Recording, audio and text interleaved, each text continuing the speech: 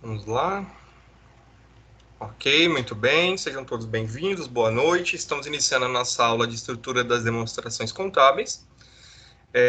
Sejam todos bem-vindos.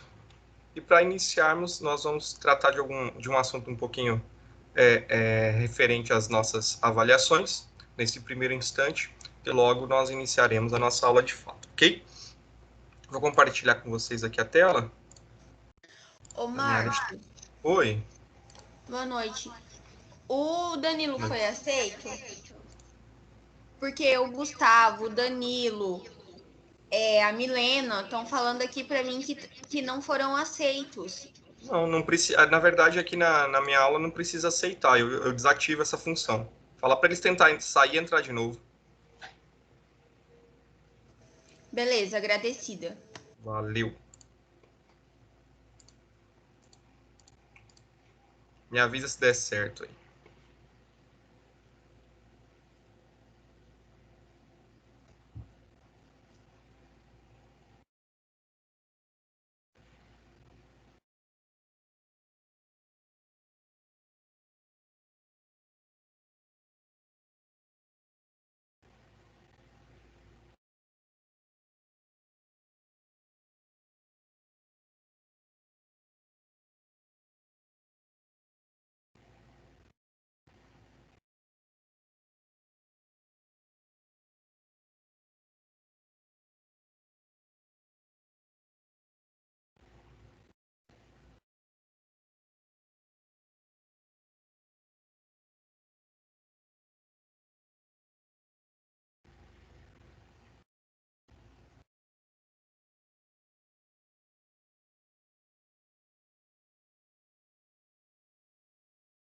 Boa noite. Boa noite. Deu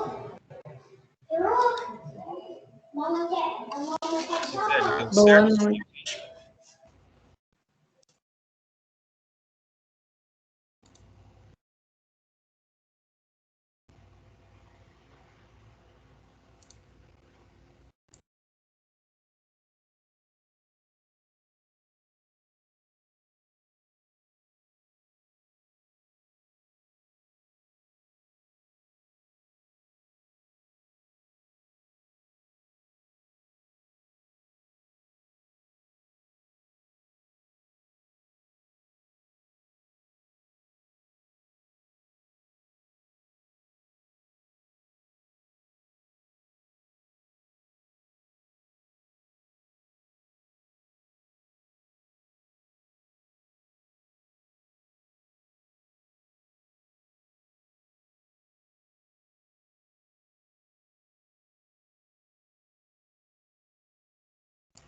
Gisele, deu certo, os meninos?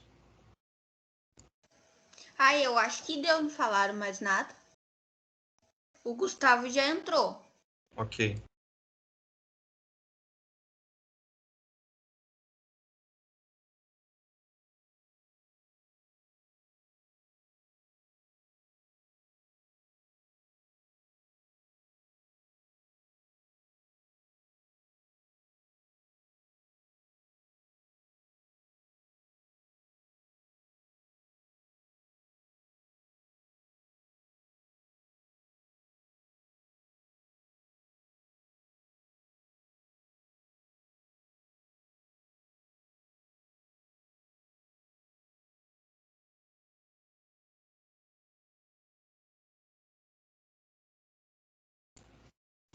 Vamos lá então, pessoal. Na minha tela aí vocês visualizam o AVA, certo? A partir da semana que vem, não será mais disponibilizado os links, ok? Nós não enviaremos mais os links. E as aulas serão ministradas pelo Teams, só que vocês vão acessar por esse botão aqui no AVA, esse botão de calendário de aulas ao vivo, ok? Então vocês vão acessar esse calendário, clicar nesse botão aqui, a aula do dia, ela vai aparecer disponível, vocês vão clicar e automaticamente já vai aí ser direcionado para a página do Teams, certo? Que vocês podem aí baixar o aplicativo, né? Ou assistir pela web mesmo, ok? Então, aluno, na próxima semana que não tiver regular, devidamente matriculado, não vai ser possível assistir às aulas, ok? Então, tem aí essa semana, esse restinho de semana aí para poder regularizar e correr atrás do que precisa, beleza? Abri o portal aqui para vocês, para nós falarmos um pouquinho sobre o plano de ensino da nossa disciplina, de como vai funcionar a nossa avaliação, correto? Vou acessar aqui. Já acho. Disciplina errada. Peraí.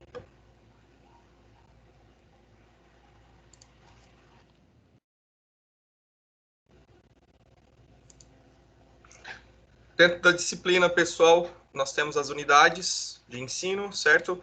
Temos aqui em cima, nessa região superior aqui do lado direito, nós temos o plano de ensino, o fórum, vocês devem realizar, e o botão de minhas aulas gravadas, que onde serão disponibilizadas as aulas gravadas a partir da semana que vem. Da forma que nós estamos usando pelo link, as aulas gravadas vão ficar disponíveis no momento da aula, aqui como está nesse exemplo, ok? A aula gravada da semana passada, tanto para o segundo semestre, que a maioria está na segunda-feira, e tanto para o sexto semestre, que a maioria está na quinta, ok? As aulas estão disponíveis aqui para assistir, beleza? O que é interessante é nosso plano de ensino aqui, que eu quero mostrar para vocês. Acredito que todos tenham já, né, com toda certeza, o hábito de gerar o plano de ensino e observar, né? Vamos lá, deixa ele carregar para que nós vejamos aqui o que tem de interessante nessa parte aqui. Pessoal, nossa disciplina hoje, nós vamos ter uma atividade avaliativa, ok? Que já vai corresponder parte da nossa primeira avaliação parcial. E no final da aula eu já passo para vocês o que vocês devem realizar. Então, acessei o plano de ensino, aqui é a estrutura das demonstrações contábeis, quem que é o docente, quem que é o coordenador e a carga horária da disciplina de vocês. O que deve nos chamar a atenção é esse campo aqui de avaliação, tá? Sistema de avaliação. Eu incluí aqui no sistema de avaliação o seguinte texto: avaliação de desempenho das avaliações formativas. O que é avaliação formativa, pessoal? A antiga parcial 1 e parcial 2 da disciplina será composta de 50% de atividades em sala, 50% da nota vai ser atividade em sala e 30% vai vir do desafio nota máxima e 20% da presença de vocês e participação dentro de sala, beleza? Como é que isso vai ficar distribuído lá no lançamento de pontos de vocês? Então, no momento que vocês forem visualizar o lançamento de pontos, vai estar dessa forma aqui. Então, olha lá. A atividade, a parcial 1 de vocês vale 2.000 pontos, correto? 50% dos 2.000 pontos é oriundo da atividade de sala ou seminário, 1.000 pontos. Desafio nota máxima, 600 pontos. E presença e participação, 400 pontos, ok? O que nos chama a atenção também, já para poder falar um pouquinho sobre o desafio nota máxima. Todos vocês, né, já têm conhecimento, é sabido de todos que o desafio nota máxima iniciou na segunda-feira, dia 31. Vocês foram comunicados via e-mail, por mim e também pela instituição. E nós temos algumas datas importantes aqui para que nós possamos estar relembrando com vocês, beleza? Primeira coisa, o início foi dia 31/8, então vocês já podem acessar o desafio nota máxima com o CPF como login e a senha também como CPF. Já realizar o desafio diagnóstico, que é a primeira atividade que tem, que já dá 1.000 pontos para vocês em realizar o desafio diagnóstico. Nós teremos, a partir de segunda-feira, dia 7, até o dia 13, o primeiro intensivo, certo? E na outra semana, dia 21 até o dia 27, mais um intensivo. Realizando simulado diagnóstico e realizando esses 2 intensivos, vocês já têm a nota da parcial 1 composta, ok? Então, os 30% da parcial 1, 600 pontos lá, vão ser oriundos da atividade de desafio nota máxima. Lá na parcial 2, certo? No segundo bimestre, vai compor a nota da parcial 2 os outros 3 intensivos que é de 12 a 18 do 10, de 2 a 8 do 11 e de 23 do 11 a 6 do 12. Então, vocês vão realizar esses intensivos no desafio nota máxima e automaticamente vocês também vão pontuar nas parciais na minha disciplina, ok? Então, pessoal, ficou claro isso aqui? Alguém ficou com alguma dúvida? Isso aqui já está no plano de ensino, já foi decidido por mim, professor da disciplina, e é dessa forma que nós vamos conduzir a parcial 1 e a parcial 2, ok? Alguém ficou com alguma dúvida? Esse é o momento de perguntar.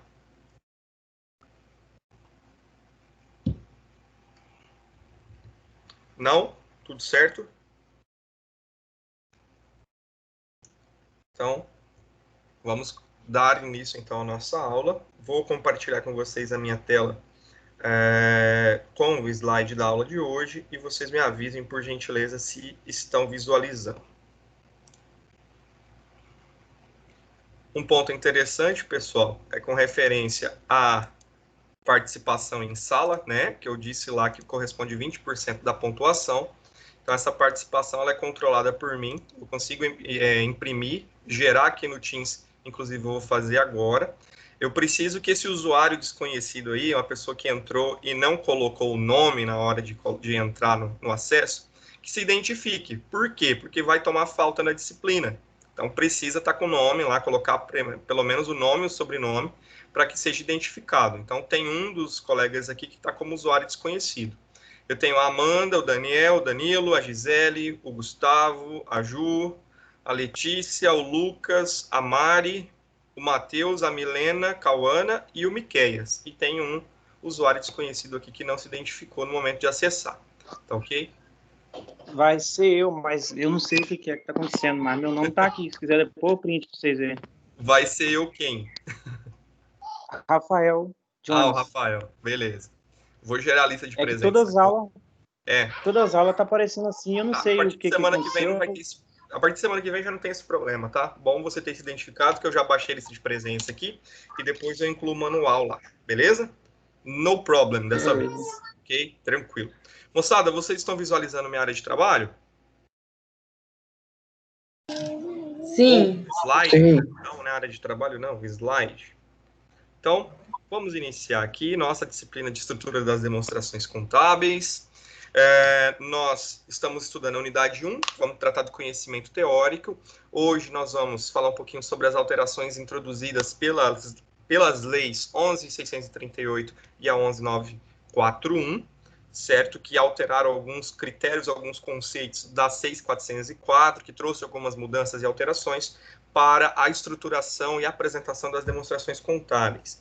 Na semana passada eu pedi para que vocês se realizassem uma pesquisazinha, né, que vocês ficassem já e fossem atrás de conhecimento a respeito desse conteúdo, e acredito que nós teremos um bate-papo bem legal, bem interessante na aula de hoje, correto? Então, vamos iniciar aqui com um resumozinho da aula anterior, para quem perdeu, né, para quem, mesmo que não tenha perdido, mas que refresque as ideias aí. Nós tratamos na aula anterior um pouquinho sobre o que é as demonstrações contábeis, né, de onde surgem e quais são as normas que regulamentam. Então, eu trouxe esse quadrozinho aqui que ele vai facilitar para nós o entendimento do tipo de empresa e qual é a norma que se adequa a essa empresa, correto? Então, as microempresas, empresas de pequeno porte, a norma que regulamenta a obrigatoriedade e a apresentação das demonstrações contábeis é a ITG 1000R2. Alguém sabe me dizer o que significa esse R2 aqui nas normas contábeis?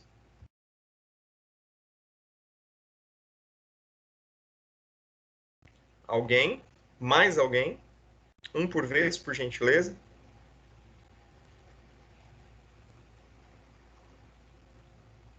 Olá, moçada, alguém sabe o que significa esse R2 aqui? Yost? Ah, eu sei que é tipo quando é uma outra resolução, que a primeira foi, eu acho que revogada, que fala não sei. Daí sai a segunda. Eu acho que é isso, eu não lembro. Eu lembro de alguma coisa desse R2 da aula de auditoria, mas eu não sei certo o conceito. É quase isso. Tem a mesma linha, mas só os termos realmente que são um pouquinho diferentes. Sim, Daniel, professor, oi. Mas eu já considerei o meu ponto. Pode Sim, marcar, tá? Por favor. já marquei, tá considerado. Quem que chamou? esse R significa revisão, Milena? Exatamente, Milena Kawana. Acabei de ver aqui. Isso mesmo, Milena. Juntando as duas respostas aí, nós chegamos a um denominador. Então, as duas já têm a participação registrada, tá? Então, toda vez, pessoal, que vocês virem uma norma, né, ou uma NBC, né, que é uma norma brasileira de contabilidade, ou uma ITG, que é uma interpretação técnica, se essa norma ou essa interpretação técnica vier acompanhada de um R, entre parênteses aqui, e um número, significa a quantidade de revisões que essa norma sofreu. Nesses casos aqui, as duas normas que nós estamos visualizando, elas sofreram duas revisões, tá? Então, a norma original foi escrita e, com o passar do tempo, precisou-se fazer alguma alteração e foi criada aí a ITG 1000R1. Aí essa R1 ela já ficou obsoleta e foi necessário criar uma atualização. E aí, então, surgiu a R2. Então, toda vez que vocês visualizarem nas normas esse R, né, significa que a norma ela foi revisada, que ela foi alterada, né, que ela foi atualizada, melhor dizendo, em algum conceito, em algum contexto, ok? Então, a ITG 1000R2, ela corresponde à maneira, né, de que as empresas, as microempresas, empresas de pequeno porte, vão elaborar e apresentar as demonstrações contábeis. As pequenas, as empresas de pequeno e médio porte, vão utilizar a NBC-TG 1000R2, que é a norma brasileira 1000R2. As empresas de capital aberto, que nós vimos semana passada, que são as SAs, vão usar o CPC 26 e as normas internacionais de contabilidade, as IFRS, ok? Então, a demonstração contábil é uma obrigatoriedade, é de obrigatoriedade das empresas elaborar as demonstrações por via das leis, principalmente pela 6.404, o RIR 2018. O que é o RIR, pessoal? Alguém sabe me dizer?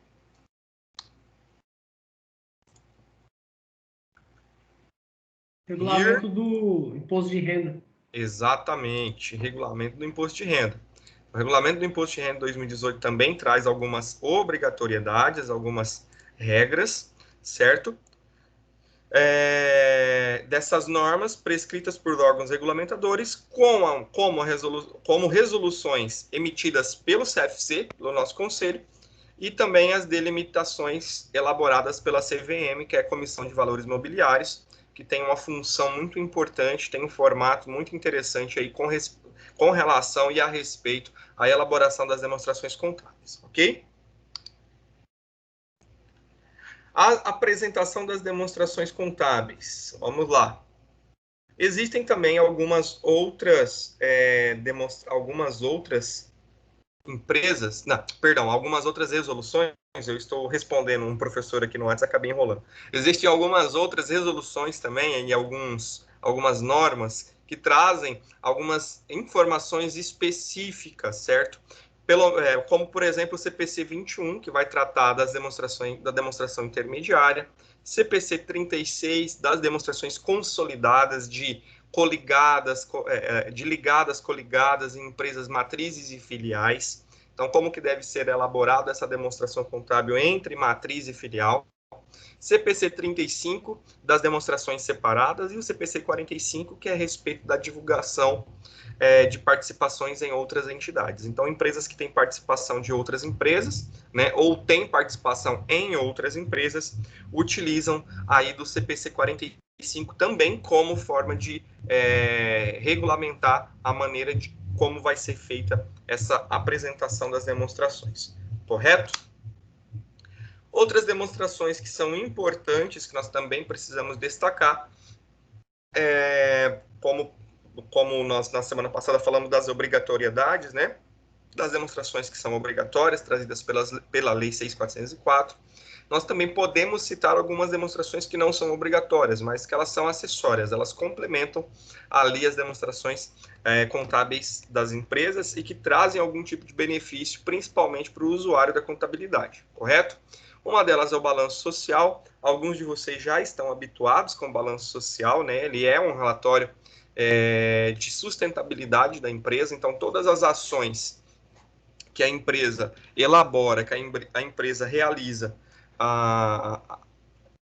trazendo aí a pegada para a parte sustentável, seja ela ambiental, seja ela socioeconômica, né, ou social, a empresa ela consegue gerar esse relatório, e esse relatório ele serve como base para muitas situações importantes para a empresa. Aqui no estado do Mato Grosso, por exemplo, nós temos um prêmio entregue pela Assembleia Legislativa do Estado com relação a empresas que são sustentáveis ou empresas que trabalham, né, a parte de sustentabilidade na região em que elas atuam. E o principal documento de comprovação, né, o elemento comprobatório dessa participação das empresas, tanto no cunho ambiental quanto no cunho social, é o balanço social. Então, o balanço social ele vai trazer informações ali a respeito de quais foram as ações da empresa com o meio ambiente, com a sociedade em qual ela está introduzida, né, com programas de preservação ambiental ou programas de melhoramento aí com relação à sociedade na qual ela está inserida. E esse relatório ele contempla todas essas informações e ele fornece para a empresa aí títulos, selos, né, o selo de responsabilidade social, por exemplo, né, que é emitido pela empresa regulamentadora, como, por exemplo, a ABNT e o ISO, né, que são os órgãos máximos que trazem essa informação aí. Então, é super importante. E qual que é o benefício que a empresa tem? Econômico, né? Nós temos aqui na nossa cidade diversas empresas que têm selo de responsabilidade social e ambiental. Primeiro, econômico, né? O mundo tem passado aí por uma mudança muito repentina com relação ao cuidado com o meio ambiente, o cuidado social também. Então, as empresas que trazem esse selo, conseguem absorver essa pegada aí, são economicamente mais viáveis também, mais rentáveis, porque as pessoas acabam também comprando ou consumindo seus produtos e serviços. E também com relação a algumas participações no mercado externo. Então, empresas estrangeiras, né, para quesito de exportação, acabam selecionando ou acabam aí preferindo empresas que têm selo de responsabilidade social e ambiental para fazer esse tipo de negócio, tá? Então é importante pra caramba esse contexto dentro do mundo corporativo. E esse relatório integrado também, que é uma apresentação que não é obrigatória, né, um relatório não obrigatório, mas ele incentiva, ele fomenta bastante aí as empresas, as instituições a apresentar esses dados, né, que podem ser dados que evidenciam capital financeiro, capital humano, capital intelectual, manufatura, natural e social e relacionamento. Então, esse relatório ele evidencia vários critérios e várias partes dentro da empresa, vários departamentos, vários setores. Então, já ouviram falar sobre capital intelectual, sobre capital humano, alguma vez, gente, na faculdade, no jornal, em algum ambiente de trabalho de vocês? Vocês sabem me dizer, ou pelo menos, né, sabem chutar mais ou menos o que seja um capital humano, um capital intelectual? São os colaboradores, né, professor? Oi, Lucas, pode falar. São os colaboradores da empresa, né? Certo. E de que forma que a gente consegue medir isso, Lucas? Você sabe me dizer? Como assim medir? Como é que eu consigo colocar num relatório o que eu tenho de capital humano? Como é que eu consigo fazer essa medição? Seria pela quantidade, talvez? Sei lá. É bem interessante. É um termo, é um contexto muito, muito interessante da contabilidade, e principalmente na parte de gestão de pessoas, que não há uma forma de se fazer, né, uma contabilização em dados, em números, né, mas existe aí alguns estudos que trazem informações de como a gente deve registrar isso. Então, capital humano, capital intelectual, por exemplo, eu tenho a Gisele, eu tenho a Letícia, eu tenho a Ju, a Mari, que vamos pegar as meninas aqui, a Milena, né, que estão aqui na aula, e elas trabalham dentro de uma mesma entidade, da mesma empresa. E essa empresa, ela consegue registrar dentro desse relatório o capital humano dela e o capital intelectual. O capital humano é uma coisa, capital intelectual é outra. O capital intelectual ele vai medir o nível de capacitação técnica desses funcionários, né, desse meu capital humano. Então, qual que é o nível de escolaridade, quais delas, né, têm ali o ensino superior, quais delas têm mestrado, pós-doutorado, e eu consigo registrar isso dentro desse relatório, tá? É um contexto bem interessante, ele não é tão antigo, ele é bem mais recente, tanto a parte de capital humano quanto a parte de capital intelectual, é bem recente ainda os estudos que trazem e já trazem benefícios também para a empresa, ok? Benefícios de apresentação de dados, por exemplo, a empresa que ela vai fazer algum tipo de comércio exterior, fazer um tipo de transação, ou até mesmo parcerias com outras empresas, é interessante pra caramba, né? E muitas já estão realizando essa solicitação de dados do capital intelectual e do capital humano. Então, principalmente quando você vai fazer a parte de cisão, fusão e coligação de empresas, o capital humano, quando nós fazemos, por exemplo, uma fusão de empresa, o capital humano ele vem junto, certo? Então é importante eu conhecer o capital humano da empresa que eu estou acoplando a minha e qual é o capital intelectual que eu tenho ali com aqueles colaboradores. Então é bem interessante, esse contexto é algo que é fonte de estudo, fonte de pesquisa, principalmente na nossa área aí, beleza? Então vamos a, de fato, o que interessa. Vocês têm uma atividade para elaborar, então a gente precisa dar uma adiantada aqui, que já são 8 horas. Então, quais as alterações trazidas pela 11.638 de 2007, certo? Não é tão antiga, mas a 11.638 ela trouxe algumas mudanças bem interessantes e muito importantes no contexto da elaboração e apresentação das demonstrações. Com os moldes da legislação americana, a lei das SAs, que é a nossa tão amada 6.404, sofreu algumas alterações, e durante esse período, em função das inclusões e alterações trazidas por outras leis. Mas uma das mais relevantes mudanças foram inseridas por duas leis, que são as que nós vamos ver hoje. A 11.638 e a 11.941, certo? A primeira de 2007 e a segunda de 2009. A de 2009, ela revoga, ela derruba, né, deixa por terra alguns conceitos da 11.638, e ela está válida até hoje, alguns artigos dela, algumas normativas trazidas por ela, são válidas e é a forma que nós executamos até hoje esse processo de elaboração e apresentação, ok? Essas duas leis trouxeram importantes alterações relativas à elaboração e também à publicação das demonstrações contábeis, certo? De forma a inserir a harmonização contábil trazida pelas normas internacionais de contabilidade. Então, houve a inserção das IFRS nesse contexto, e essas leis necessitaram fazer algumas alterações, necessitaram realizar aí, de fato, uma mudança na 6.404 para poder aderir e para que ela tenha ali não tão somente a aderência às normas internacionais de contabilidade, mas também que ela trouxesse algumas atualizações no cenário nacional com relação à estruturação dessas demonstrações. Então, é extremamente importante, extremamente interessante que nós tenhamos o conhecimento, pelo menos, das alterações dessas leis, ok? No portal de vocês eu deixei disponível na íntegra as duas leis, ok? E alguns materiais ali que vão trazer informação referente às mudanças e alterações.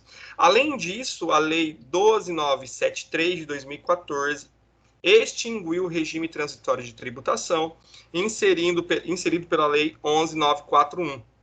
Então, a 11.941 trouxe uma alteração, que ela trouxe um regime transitório de tributação, que era um regime intermediário aos regimes que nós conhecemos hoje. Então, a empresa ela poderia fazer essa alteração e essa mudança. E a 11.941 de 2009, ela já quebrou essa possibilidade e trouxe o regime tributário os regimes tributários conforme nós conhecemos atualmente. Quais são eles? Falando nisso, quais são os regimes tributários brasileiros, pessoal? Vamos lá. Primeiro, um por vez, tá? Um fala um, outro fala outro. Lucro real. Ok, o real. Segundo. Presumido. Presumido. Ok. Terceiro. Simples Nacional. Simples Nacional. Ok. O quarto.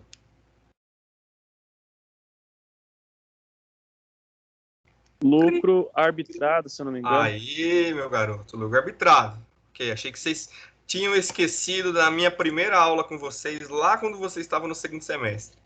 Lembro de ter passado essa informação do lucro arbitrado também, que não é tão comum, a gente não tem uma vivência, uma conversação muito grande com ele, mas ele existe, né, e pode ser utilizado.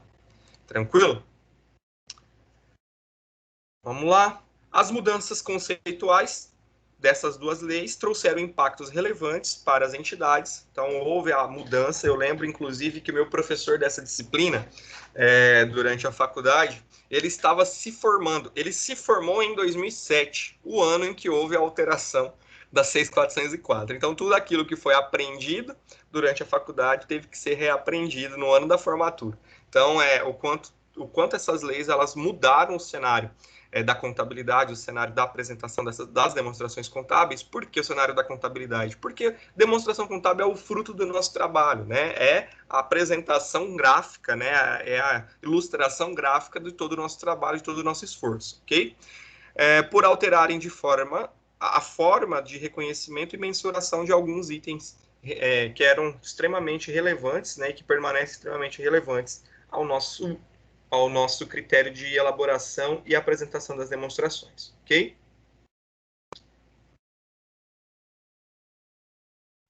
Só um pouquinho, tem uma aluna precisando de link aqui, gente. Pessoal, vocês têm recebido os links certinho? Como é que está sendo? Acredito que sim, né? Vocês estão participando da aula tranquilamente. Tem uns alunos aqui que só Jesus na causa não conseguem de jeito nenhum achar os links. Espera aí.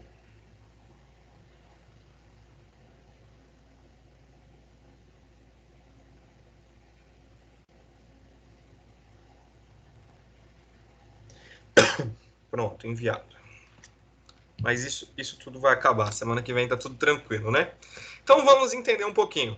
A 11.638 de 2007 trouxe alterações estruturais que afetam significativamente as demonstrações contábeis apresentadas pelas empresas de sociedade anônima, capital aberto. Dentre elas, as principais alterações foram substituição da DOAR pela DFC, certo? Então, as empresas deixaram de apresentar a DOAR e passaram a integrar no rol de demonstrações contábeis a DFC, certo? Outra mudança, a obrigatoriedade da publicação da DVA pelas companhias de capital aberto. Então, a demonstração de valor adicionado ela é obrigatória para as empresas SA de capital aberto. As diversas alterações no balanço patrimonial, como a inclusão e exclusão de algumas contas e a alteração da estrutura do balanço patrimonial, certo? Então, o balanço patrimonial que nós conhecemos hoje, com aquela estrutura, né, com aquela estruturação e com aquele grupo de contas que nós conhecemos hoje, foi trazido aqui a partir da 11.638. Outra norma que trouxe alterações estruturais foi a 11.941. Essa já mais recente, que é a que nós seguimos, né, a que está vigente, que ela é de 2009, foi publicada em 27/5. A lei alterou a legislação tributária federal relativa ao parcelamento de débitos ordinário de débitos tributários e o regime tributário de transição, o RTT, antigo RTT, que era para apuração do lucro real, que tratava de ajustes tributários recorrentes do novo método de critérios contábeis trazidos pelas 11.638. Então, houve uma alteração na 11.638 que mudou a forma de estruturar, principalmente o regime tributário dentro do lucro real, e a partir daí foi criado esse regime tributário de transição, o RTT, chamado de RTT, para que ele pudesse ali, para que as empresas do lucro real, para que as empresas em comum acordo conseguissem ali se estruturar nesse período de transição. Já a 11.941, ela derrubou, ela tirou fez alteração nesse processo de regime tributário e fez alteração também no próprio regimento da Receita Federal, na própria forma de legislar ali o parcelamento de débitos pela Receita Federal. E as principais alterações trazidas por essa lei foi a eliminação dos grupos de conta de ativo permanente e ativo diferido, que era a estrutura antiga, certo? Algumas dessas alterações vem desde a 11.630, da 6.404, certo? Algumas foram alteradas pela 11.638 e eram vigentes até esse período, e a 11.941 foi lá e derrubou esse, né, as principais alterações foram a derrubada, né, a caída por terra do ativo permanente e o ativo diferido. Alguém sabe me dizer, eu sei que vocês pesquisaram, mas sabe me dizer o que seria o ativo diferido, pessoal, e o ativo permanente? Que foi derrubado? Hoje nós não conhecemos mais, né, a aplicabilidade desses dois grupos de contas no balanço patrimonial, porque eles já são extintos. Mas alguém sabe me dizer o que é o ativo diferido, o que era o ativo permanente? Professor, o ativo diferido, eu acho que ele seria tipo um ativo possível, que ainda não aconteceu, mas tipo que poderia acontecer, só que sem ter muito como comprovar. Certo. O permanente eu não sei. Ok, beleza, válido. Alguém quer comentar o permanente, pessoal?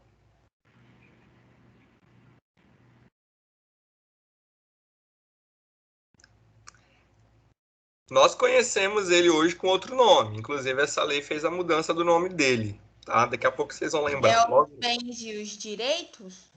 Não. O Ô, permanente. professor, seria o imobilizado? Isso, Lucas. Isso aí.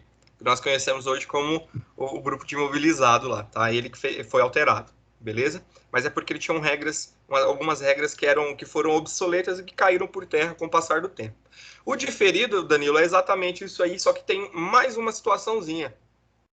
Além de não ser conhecido, né, exatamente, o diferido, ele, dentro do grupo de diferido, vou até voltar a câmera para mim aqui, porque é até melhor, porque eu só vejo o slide aqui. Deixa eu ver minha face, minha cara aqui, pronto. Beleza. O diferido, moçada, funciona assim. Vocês já ouviram falar... Primeiro, vamos tratar de uma forma diferente. Vocês já trabalharam da seguinte forma. Vocês vão criar uma empresa, vão ser sócios de uma empresa. Quem já trabalhou em departamento de constituição vai saber melhor do que eu estou falando, certo? Mas para se constituir uma empresa, eu vou precisar de alguns documentos, vou precisar de pagar algumas taxas, certo? Preciso de correr atrás de questão de alvará do lugar onde você está contratando, você precisa de verificar, muitas vezes, até o aluguel antes de ter a empresa aberta, você precisa pagar taxa de corpo de bombeiro, taxa da Juscemat, um monte de coisas. Essas taxas, elas são despesas da empresa, correto? Vão ser despesas da empresa. Só que tem um porém, professor, a empresa ainda não existe. São despesas que, para constituir a empresa ainda não existe. A empresa ainda vai ser constituída, não tem CNPJ, não tem nada. E aí, como é que fica isso? Então, esse ativo diferido, ele dentro desse grupo de ativo diferido, tinha uma conta, né? Existia uma conta chamada despesas pré-operacionais. Então, tudo aquilo que o sócio pagava, fazia para poder constituir a empresa, por exemplo, marcas, patente, a questão de patente, né, de um produto que a empresa vai começar a comercializar, que eu vou ter que abrir a empresa para poder constituir isso, eram registrados nessas despesas pré-operacionais dentro do ativo diferido. E isso não existe mais. Então, a atualização da lei lá em 2009, ela já derrubou isso aí. Eu não tenho despesa pré-operacional, eu não tenho ali também a previsão de despesas futuras, né, como o Danilo comentou, então já cai por terra, isso aí não existe, beleza? E o permanente, que o próprio nome, ele já remete ali ao imobilizado, só que ele houve essa alteração, essa mudança, beleza? Voltemos, então. Eliminação de resultados do exercício futuro, isso era bem comum, tá, pessoal? Mas era bem comum mesmo. Tinha um grupo de contas chamado resultados de exercícios futuros. Eu, particularmente, já vi fazer isso nos dias atuais, só que de uma maneira um pouquinho diferente, para que não evidenciasse a caracterização disso aqui, tá? Então, por exemplo, a empresa, ela nesse momento, até esse período aí, ela poderia, por exemplo, lançar lá no seu bens e direitos, né, mais especificamente nos seus direitos, uma previsão, né, ou uma projeção aí de receita ou de resultados futuros, tá? Isso faz com que eu tenha ali uma elevação do meu ativo. Então, né, era extremamente interessante para a empresa e tudo mais. Só que essa lei de 2009, né, lá em 2009, ela cortou isso do balanço também, derrubou. Não posso fazer mais o lançamento de resultado, né, ou de projeção de resultado de exercícios futuros. Exercício que não aconteceu, que não existe, não registra, ok? Eliminação do conceito de resultado não operacional, tá? Então, lembra lá dentro da nossa DRE, que eu sempre comentei com vocês em sala, que nós temos ali a classificação de receita operacional, despesa operacional, receita e despesa não operacional, né? Antigamente, nós tínhamos um grupo de contas chamado de resultado não operacional. Esse termo, ele caiu, tá bom? Ele só caiu o termo, tá? O termo resultado operacional, ele deixou de existir com a 11941 e passou a ser chamado de receitas e outras receitas ou outras despesas. Então, no momento que eu vou colocar isso lá no meu balanço, dentro também da minha DRE, né, no meu balanço, não, na minha DRE, eu não posso utilizar de resultado não operacional, tá? Eu utilizo como outras receitas ou outras despesas. Posso até colocar isso como outras receitas ou outras despesas não operacionais, mas resultado não operacional já não é mais usual a partir de 2009, tá? Desde 2009, perdão. A principal inclusão nesse período, né, dessa lei foi a divisão de ativo circulante e não circulante e de passivo circulante e não circulante, tá? Então, nós não tínhamos, antigamente, deixa eu ver se eu coloquei aqui a imagem, acho que não.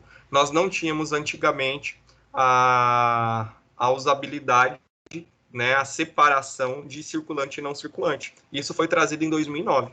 Então, olha só que interessante, a estrutura do balanço patrimonial que nós conhecemos atualmente, né, que nós conhecemos hoje, que nós estudamos hoje na academia, na faculdade, é um reflexo, né, da lei de 2009, certo? É um reflexo que é trazido por essa aplicação da lei em 2009. Então, percebam que é bem recente, que não tem muito tempo isso, né, que nós estamos utilizando e trabalhando dessa forma, ok?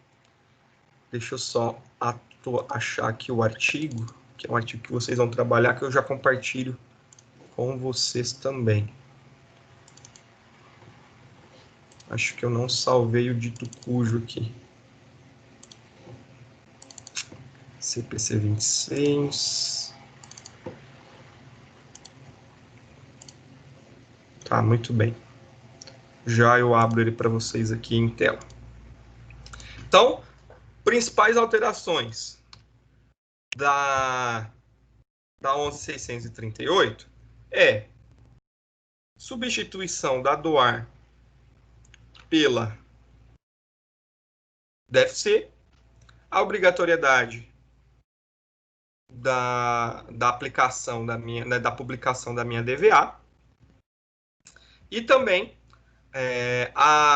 e outras alterações na estrutura do balanço patrimonial. Aí são várias alteraçõezinhas, várias continhas que deixaram de existir, outras que começaram a existir, a estruturação dela, beleza?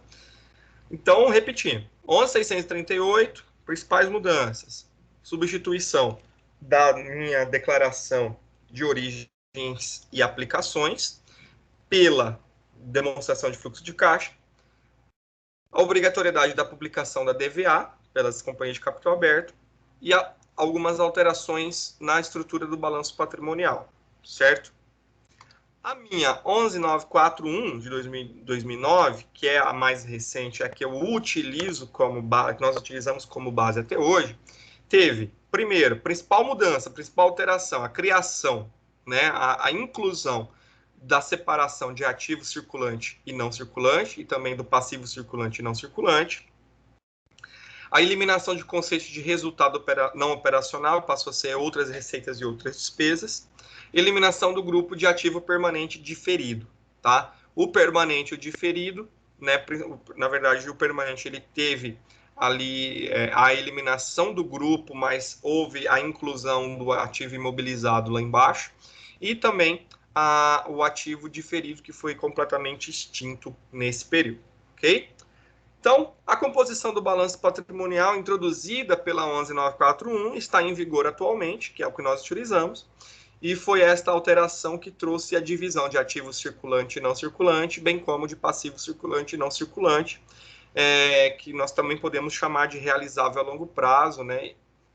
Investimentos e também imobilizado e intangível. Então, outro ponto importante, vou até marcar aqui, os grupos de imobilizado, intangível e investimentos, né, além do longo prazo e curto prazo, que é do circulante e não circulante, foram trazidos também pela 11941. Então, o grupo de investimentos ou de outros investimentos, o grupo de imobilizado e o intangível foi trazido por essa lei.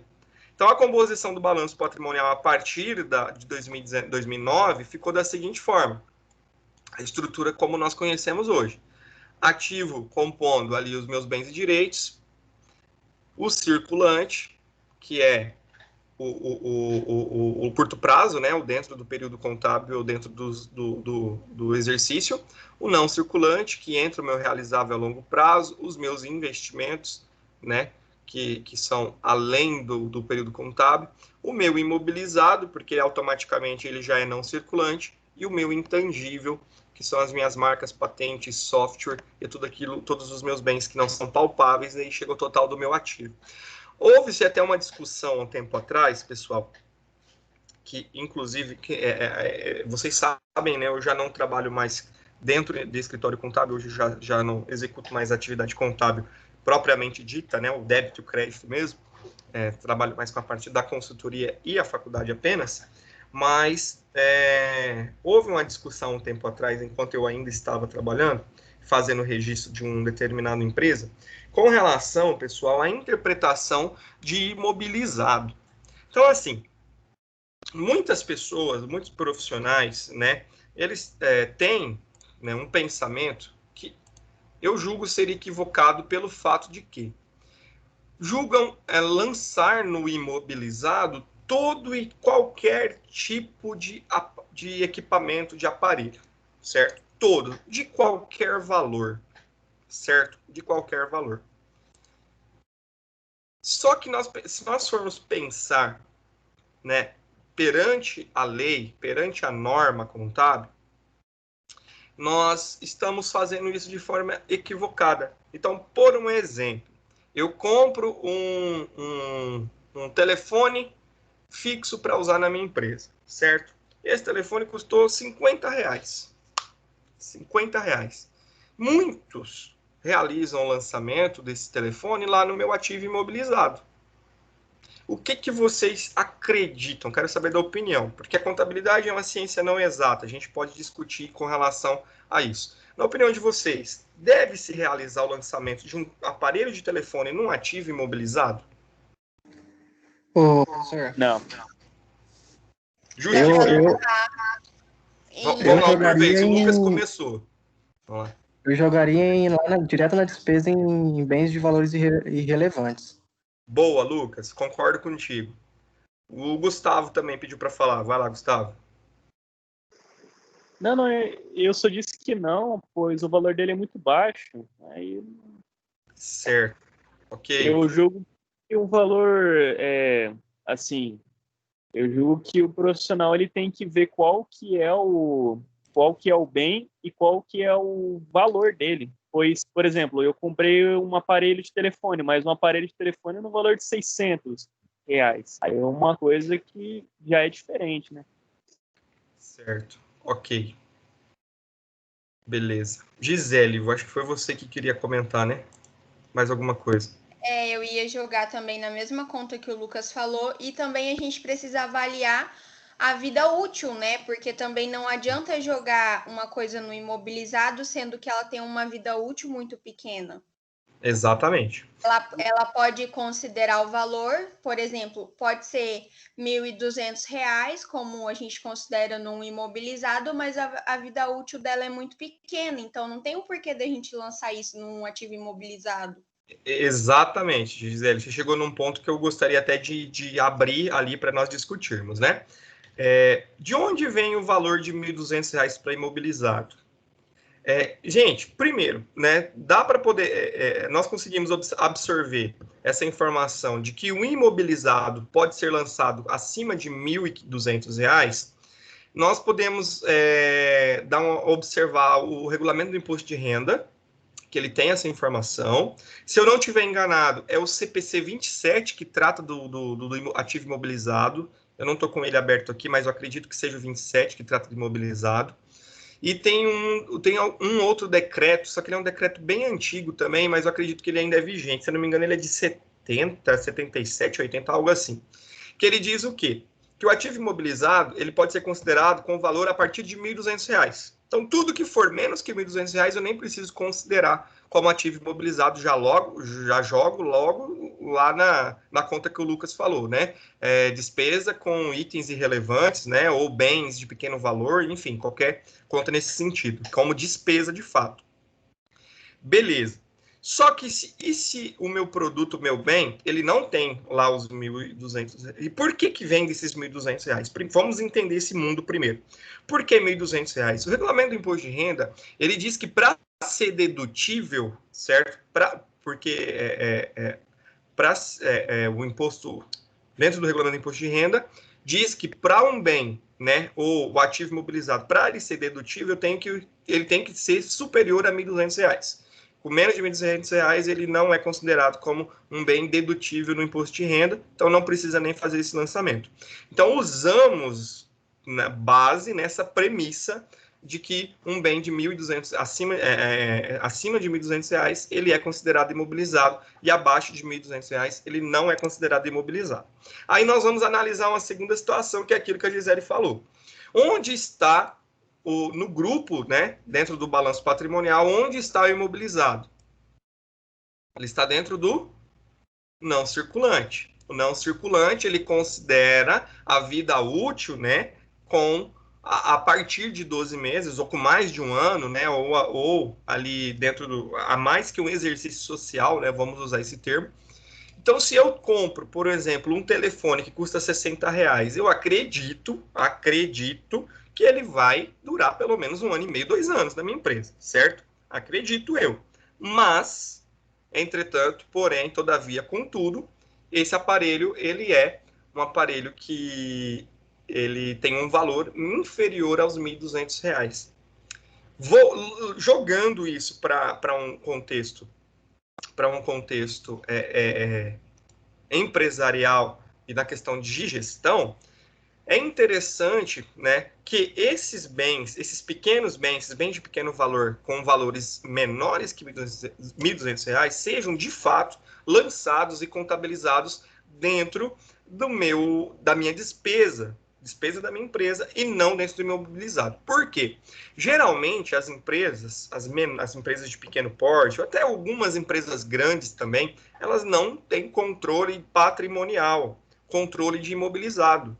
Certo? Então, vamos entender uma coisa. Digamos que lá onde o Lucas trabalha, né, no escritório que o Lucas trabalha, tenha 60 funcionários, 60 colaboradores lá. E cada mesa tem um telefone, certo? Cada mesa tem um telefone fixo ali, cada um tem seu ramal. Então, vamos dizer que, comprando esses 60 aparelhos, certo? Por R$60, dá aí 3.000 e alguma coisa, R$3.600, eu acho. R$3.700, algo assim. E eu compro esse aparelho, lanço esses 60 aparelhos, lanço no meu imobilizado, correto? E essa empresa ela não tem controle patrimonial. Então, gente, quando que alguém vai parar para poder verificar se esses telefones que foram lançados lá em 2008 no imobilizado, se eles ainda estão no imobilizado? Quem que faz isso? A empresa que não tem controle patrimonial. Quantos anos esses R$3.700, R$3.600 vai ficar lá no meu ativo? Já pararam para pensar nisso? Por quanto tempo vai ficar esse meu ativo com o valor incorreto, com um valor que não existe? impactando em diversas outras coisas. Não vamos nem falar ali na questão de análise, na análise de demonstração contábil, na análise de indicadores e nada. Vamos só falar na questão do valor do meu imobilizado. Então, assim, compra mesa, compra uma cadeira que custa R$100, dos R$120, R$200, lança imobilizado. Compra um suporte para pôr caneta, lança imobilizado. Então, assim, muitas coisas vão ficar ali o resto da vida da empresa dentro do imobilizado e nunca vão sair. Muitas vezes a cadeira já quebrou, já foi para o lixão, já destruiu o telefone, já quebrou tudo e continua ali. Então, se a empresa ela não tem, a gente parte desse pressuposto, né? Isso também vai de cada empresa, de cada contador também. Mas, assim, vamos julgar pelo o que é mais prudente e o que é mais correto.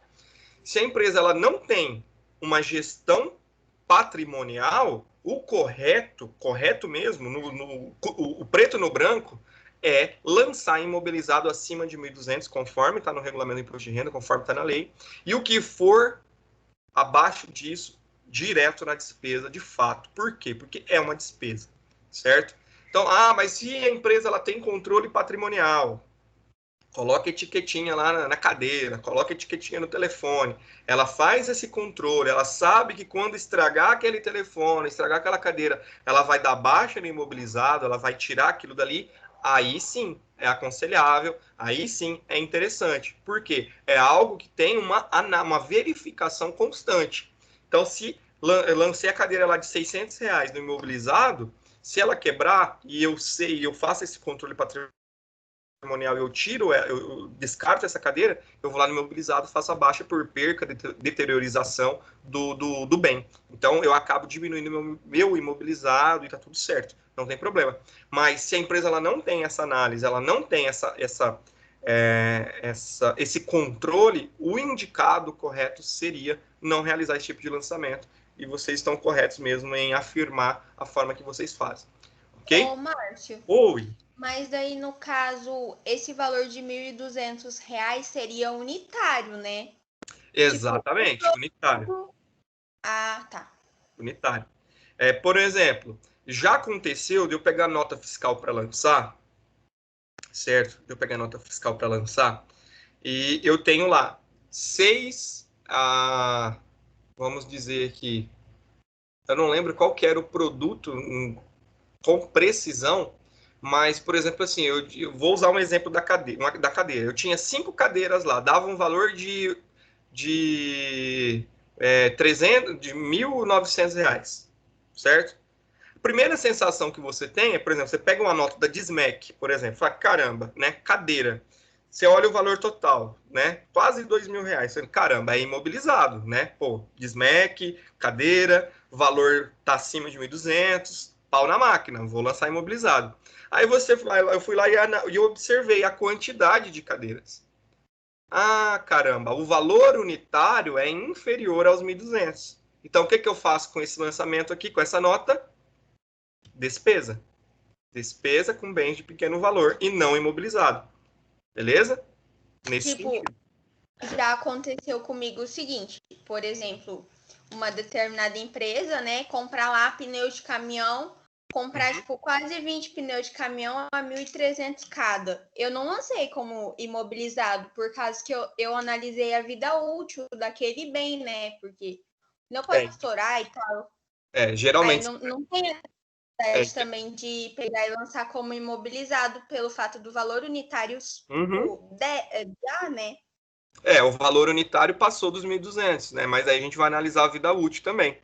Então, por exemplo, provavelmente deve ser uma transportadora a empresa, né? Isso? Daí eu joguei como um custo. Como custo, de fato. Porque daí, nesse caso, a gente muda um pouquinho, né, a situação. Se você lança no imobilizado, aquele trem vai ficar ali o resto da vida. Porque você não vai... Você, por exemplo, tá lá no escritório, você não vai saber quando que estourou o pneu, né? Quando que aquele pneu foi descartado. Então, você tem que analisar também. Então, assim, por isso que eu digo, né? A gente tem que ter uma análise um olhar muito analítico para o nosso trabalho E, de fato, contabilidade não é exata, né? Então, o que eu aplico numa empresa não deve ser, de fato, aplicado na outra com a mesma regra. Cada uma tem a sua visão geral, né? Então, por exemplo, no caso do pneu, a vida útil dele muito, muito, muito dificilmente vai passar de 12 meses. Muito, muito dificilmente. Principalmente no caso de uma transportadora, né? E principalmente se tratando do estado do Mato Grosso, né? Que não tem buraco nas rodovias. Então, já é custo da operação ali, com toda certeza, já manda ali para o custo, para o grupo de custos e despesas. Tá correto, é isso mesmo. Mesmo, né, tendo um valor acima de R$ 1.200. Então, no momento que você vai pegar ali o documento para lançar, você tem que analisar, né?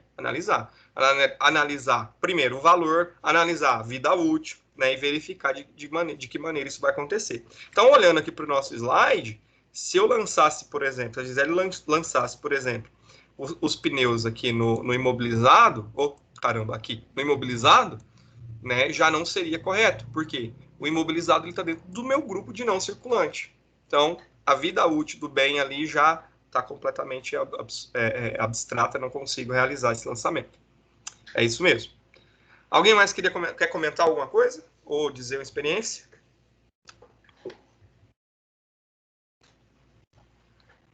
Eu disse semana passada, né? A Juliana vai brigar comigo aqui, que a Juliana é da turma do quarto.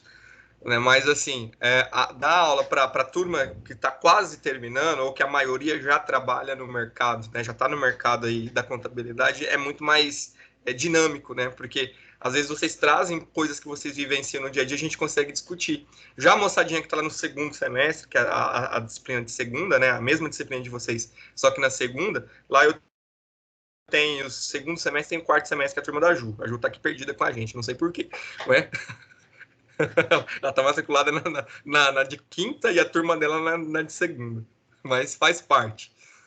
Enfim, e é muito complicado, porque esses termos, né, ainda eles vão aprender, eles vão ainda vivenciar isso no dia a dia do trabalho, então facilita bastante, tá?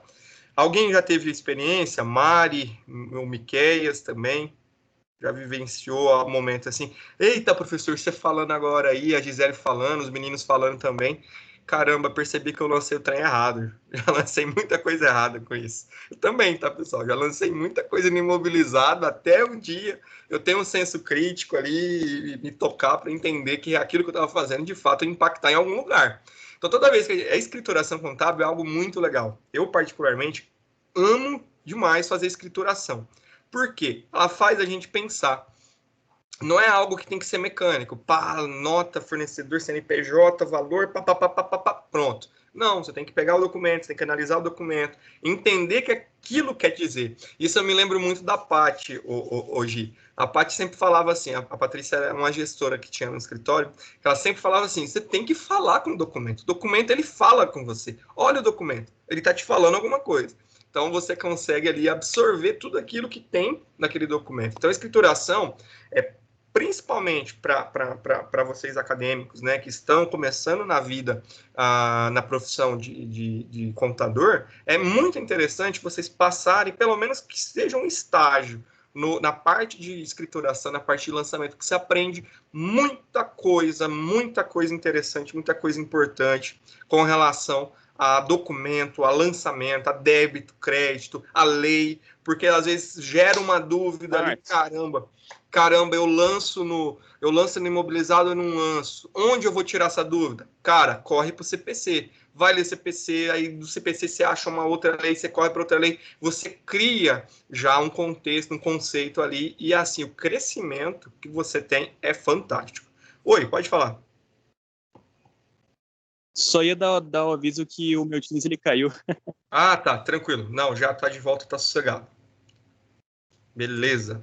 Tranquilo, então, gente? Alguém mais quer comentar algo? Márcio, eu acredito que todo mundo que trabalha mais nessa questão voltada, não precisa ser com contabilidade, mas na parte mais administrativa.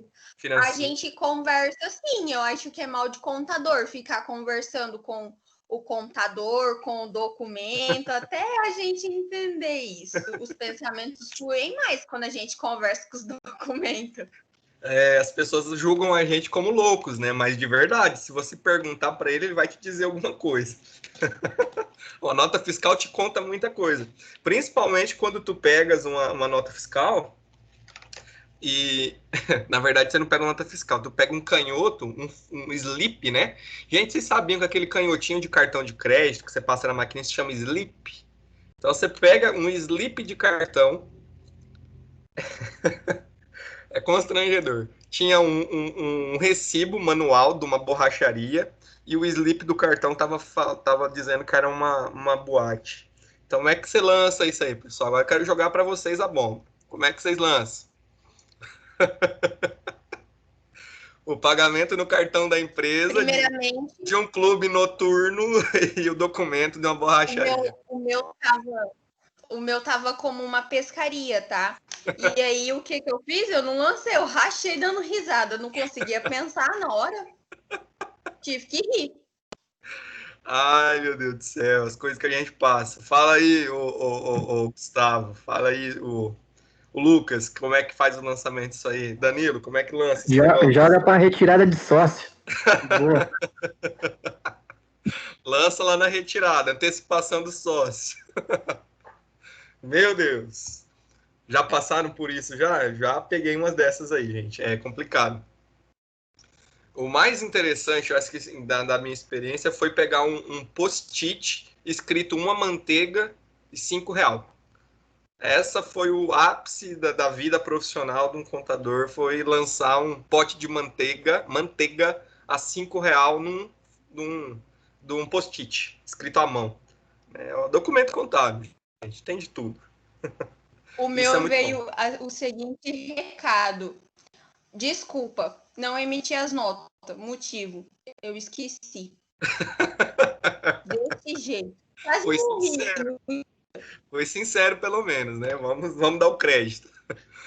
Vamos lá, moçada. Então, o passivo e o patrimônio líquido, né, contém a estrutura de circulante e não circulante, né? Patrimônio líquido e o total do passivo mais o PL, que é o que nós conhecemos hoje, essa estruturação aqui, tá? Antigamente nós tínhamos ativo, nós tínhamos o ativo diferido, certo? E aí o ativo permanente, aí nós foi retirada pela lei de 2009, foi quebrado isso, e nós tivemos aí alteração com a inclusão de circulante e não circulante, e as contas de realizável a longo prazo, investimento imobilizado e intangível dentro desse contexto, ok? A 6.404 ainda traz alguns contextos de demonstrações comparativas, certo? Que ainda são aplicadas, que ainda são executadas até hoje. Então, o exercício social deve constar no estatuto da entidade. Nós estamos tratando aqui da lei das sociedades anônimas, né, de empresas SAs que não têm contrato social e têm estatuto social. E segundo a 6.404, o artigo 75, a companhia ou sociedade anônima terá exercício social de duração de 1 ano, e a data do término será fixada no estatuto, geralmente 31/12 do ano vigente, ok?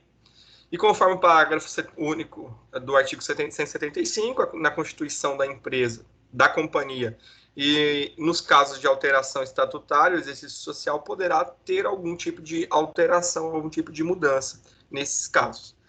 No inciso primeiro, as demonstrações de cada exercício serão publicadas com a indicação dos valores correspondentes às demonstrações contábeis do exercício anterior, sendo recomendada a publicação seguindo a ordem. Primeira coluna, os valores do exercício social atual, e na segunda coluna, o exercício social anterior. Então, eu vou demonstrar o meu balanço bonitão aqui, né? As contas, primeira coluna, o ano vigente, e na segunda coluna, os dados anteriores. Isso é obrigatório pela lei, a divulgação de dados do ano anterior, do exercício anterior, ok? As demonstrações contábeis de cada exercício serão publicadas com a indicação dos valores correspondentes às demonstrações... eu repeti aqui. Serão publicadas com demonstração correspondente do exercício anterior, com a primeira coluna, o exercício vigente, a segunda coluna, o exercício anterior, o exercício passado, ok? Importante lembrarmos, a forma de apresentação comparativa facilita, primeiramente, a análise entre os períodos e também permite aos usuários da informação acompanhar a evolução da entidade no exercício social para o outro. Então, é obrigatório com a finalidade de análise e interpretação, né, claro, da evolução da empresa com relação ao exercício passado. Apesar de pouco usual, a entidade pode apresentar dados comparativos de 3 ou mais períodos. Eu, particularmente, ainda não visualizei nenhuma demonstração contábil ou balanço com mais de 2 períodos, né? Com mais de dados, com dados de mais de 2 exercícios, ok? Ainda não visualizei essa informação. Notas explicativas trazidas pela 6404. Artigo 176. As demonstrações serão complementadas por notas explicativas e outros quadros analíticos ou demonstrações contábeis necessárias para esclarecimento da situação patrimonial e do resultado do exercício, bem como também a financeira, e as notas podem ser obrigatórias ou facultativas. Então, a obrigatória está na 6404 e no CPC 26R1, tá? Que ela tem uma estrutura. Então, para quem faz a demonstração contábil com a nota explicativa, conhece mais ou menos a estrutura, que eu tenho que ter as informações da empresa, as informações cadastrais primeiro, depois entra as informações de regime de tributação, de forma de contabilização dos documentos contábeis, de que maneira que ela é regida, se é por regime pelo regime de competência, qual que é a forma de tributação que ela utiliza. Aí eu vou para os dados societários, quem são os sócios, os dados de distribuição de capital. Aí eu entro na parte da explicação de fato, né? De dados de investimento, de financiamento, de dados financeiros, de dados de distribuição, de dados de reservas de capital. Aí vou descrevendo dentro da nota explicativa todas essas informações, tá? Eu vou conseguir, eu acredito que eu tenha ainda salvo aqui em algum local, quando a gente for entrar especificamente em cada uma delas, eu vou trazer um exemplo real, tá? De uma das demonstrações contábeis, que eu já devo ter ela salva em algum local, mas se eu não tiver salvo aqui, eu vou pedir no escritório para poder me mandar um exemplo, tá bom? Mas a nota explicativa, eu particularmente quando eu trabalhava com a parte de contabilidade mesmo, né? A parte de fechamento de balanço e tudo mais, eu gostava muito mais de fazer nota explicativa do que as outras, tá? Era muito legal. Então, a gente vai aprender na prática isso ainda. As facultativas são inseridas pelas entidades para aumentar a qualidade das informações prestadas. Segundo o inciso 5º, as notas explicativas devem, primeiro, apresentar informações sobre a base de preparação das demonstrações financeiras e as práticas contábeis utilizadas, né, pelaquela empresa, por aquela entidade, e aplicadas para a empresa também, e eventos significativos, informações que são, né, significativas para a empresa. Divulgar as informações exigidas pelas práticas contábeis adotadas no Brasil, que não estejam apresentadas em nenhuma outra parte das demonstrações financeiras. E, terceiro, fornecer as informações adicionais, não indicadas nas próprias demonstrações financeiras e consideradas necessárias para a apresentação adequada. Então, quando nós vamos elaborar ali as demonstrações, DRE, balanço, DFC, DLPA, DMPL, é tudo dado financeiro, é tudo dado com números, né, com informações numéricas. Então, se a pessoa não tem muito domínio, né, muitos dados em relação a isso, a nota explicativa é a que fornece essa informação, que fornece esse critério de análise para o usuário.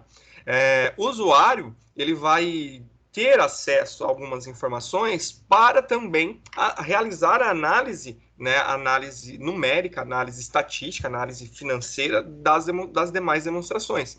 Por quê?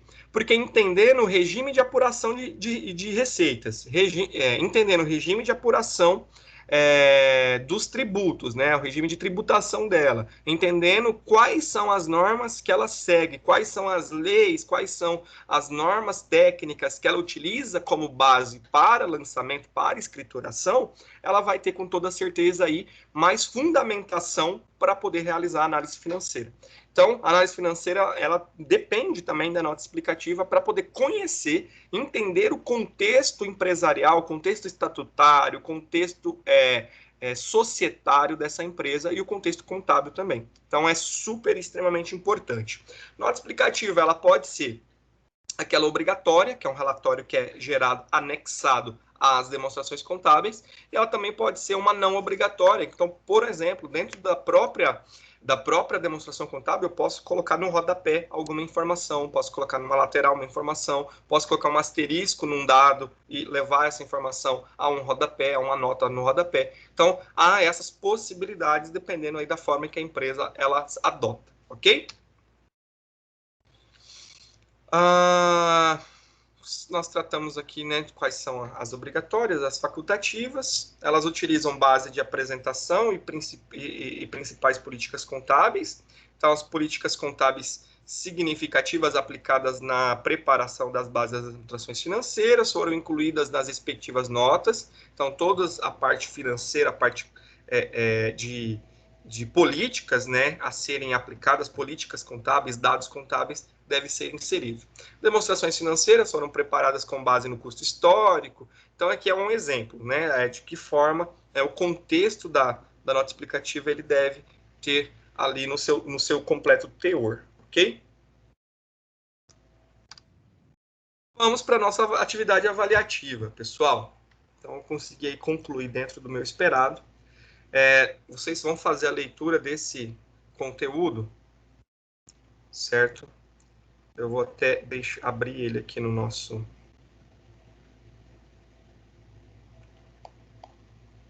no meu computador.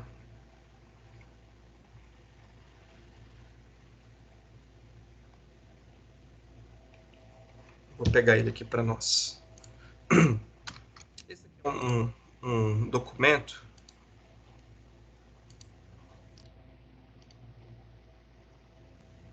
Um momentinho que eu vou localizá-lo aqui na minha máquina, que eu já abro ele.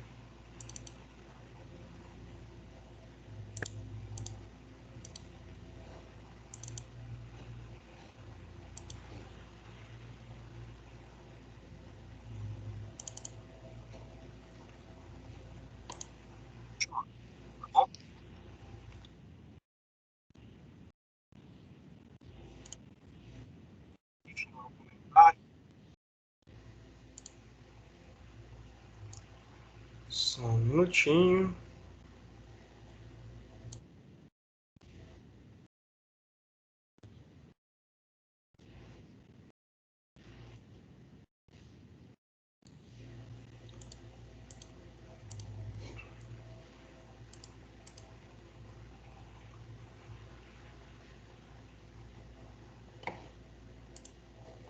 Que o professor removeu o arquivo do lugar. E agora eu preciso localizá-lo. Let's go. Achei ele aqui.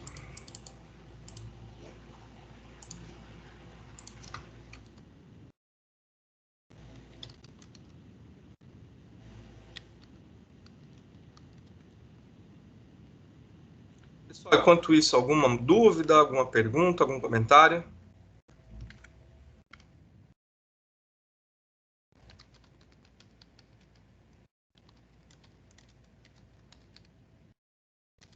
Tudo certo? Fala um pouco sobre atividade, Márcio, se a gente vai ter que entregar via e-mail ou vai ser oral.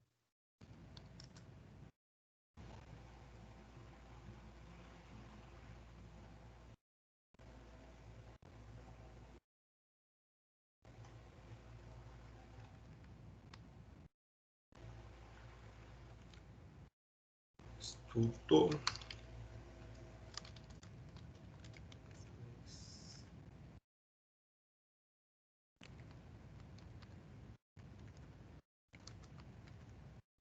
Deixa eu recuperar o arquivo aqui.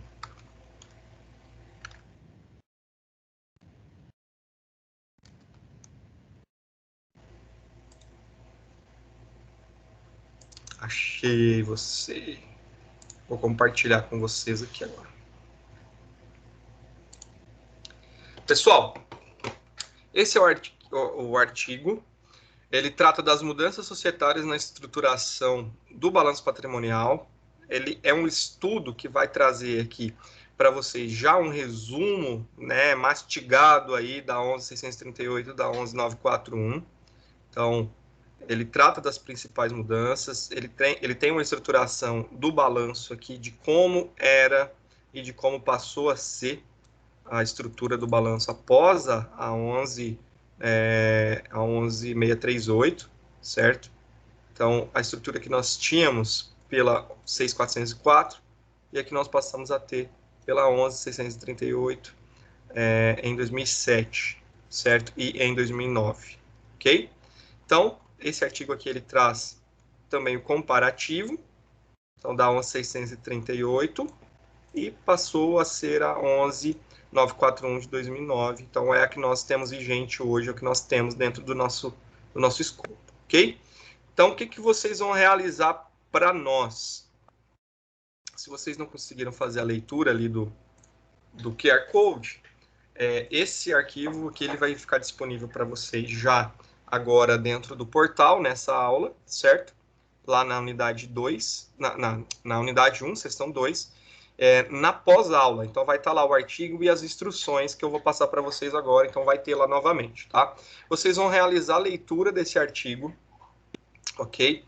Como vocês são uma turma que tem um pouco mais de acadêmicos, tem 14 aqui presentes hoje, vocês podem fazer em duplas, tá? Então, façam pares.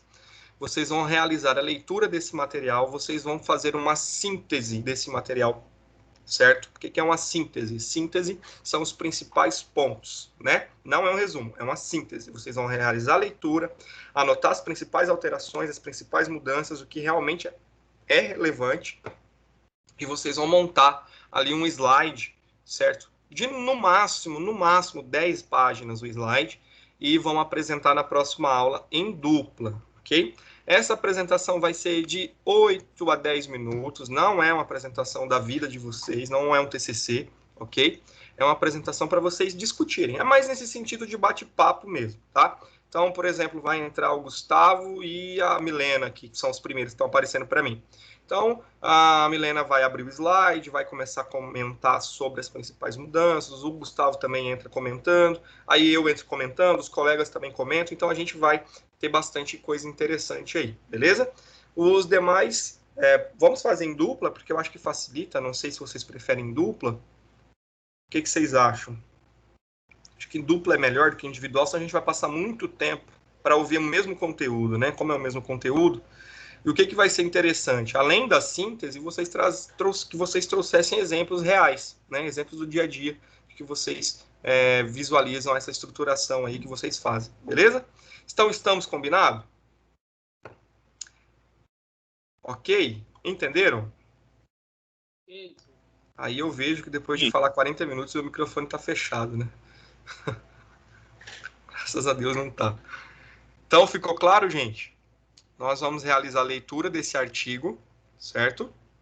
Só tem 8 páginas e 2 páginas é só falando dos autores que escreveram ele, então só tem um monte de foto de autor aqui. Então, são 6 páginas no total mesmo. Vocês vão realizar a leitura, realizar uma síntese, e essa síntese vocês podem jogar no slidezinho os principais tópicos, né, os principais pontos, para que vocês falem, que vocês argumentem, que a gente discuta sobre isso, para esse conteúdo ficar bem fixado mesmo na cabecinha de vocês. Então, estamos entendidos? Não precisa passar para mim quem é a dupla, não precisa me mostrar, mandar material, não precisa nada. Só preciso que vocês realizem a atividade, façam a leitura, façam a apresentação disso, que daí eu vou pontuar. Lembra da parcial 1 lá, que 50% da parcial 1 é relacionada a atividade de sala, seminários, enfim, tudo aquilo que nós passarmos. Então, já vai corresponder aí a parte dos 50% da parcial 1 de vocês, que é 1.000 pontos, né? Esses 50%. Ficou claro, meu povo, minha pova? Tá tudo certo? Sim. Sim, professor.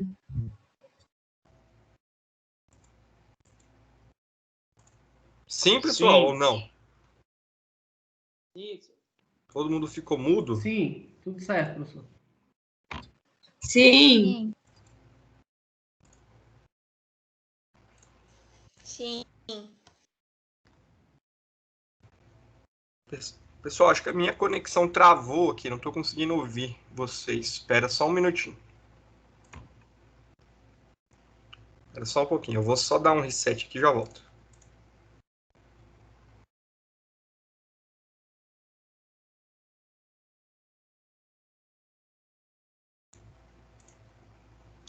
Oi, pessoal, conseguem me ouvir? Sim. Ah, ok. Sim. Agora eu também consegui ouvir vocês. Eu não estava conseguindo ouvir vocês. Vocês ouviram a parte de como deve ser feita a atividade certinho? Sim. Ah, não. Sim. Ok. Beleza, beleza. Ok. Ficou alguma dúvida, pessoal? Ficou não. Tá sossegado. Você falou para montar o slide, mas você falou que não era para entregar, né? Não Como é que é o negócio? Mas para usar?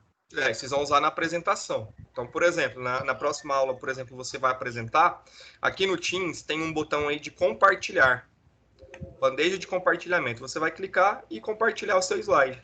E você vai fazer como eu estou fazendo aqui, igual eu faço nas aulas. Tá bom? Mas assim, o slide é obrigatório, professor? Não, o slide não é obrigatório. Então, você pode muito bem chegar aqui, abrir a câmera e discutir. Pessoal, olha, pode ter um caderninho aí com vocês. Olha, a principal mudança foi isso, foi isso, foi isso. Isso impactou. O que eu quero saber, pessoal? A aula nós já trabalhamos, certo?